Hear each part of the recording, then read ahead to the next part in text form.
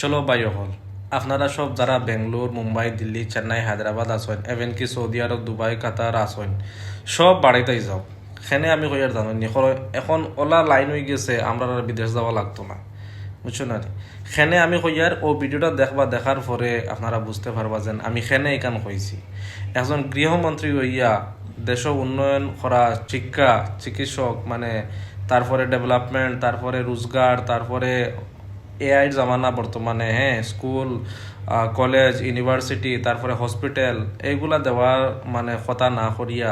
তাই না আমরা গরু ছাগল দিতরা বয়ার দিতরা যাতে দিয়ে আমরা খেত করতে পারুম ভিডিওটা জরুর দেখো না आप मेरी बात समझो,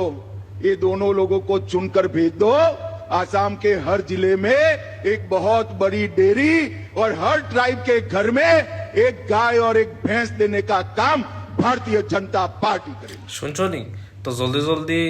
দেশ ফিরো বুঝছো না নি এমন গ্যাসর বেড়াছাড়া চলে আর পুরো বুঝছো না নি বাইরে জায়গা তুমি তাই এখন বড় বড় বিল্ডিং এর ভিতরে দৌড় দিয়ে খাইতে পারতা না বাড়িতেই যাও বুঝছো নি এই না আমরা গরু ছাগল আর বয়ার ফাইলিছি আমরা দুধ বেচিয়া মানে গোফর বেচিয়া বুঝছো না নি আমরা চলি জলদি হও লেট করিও না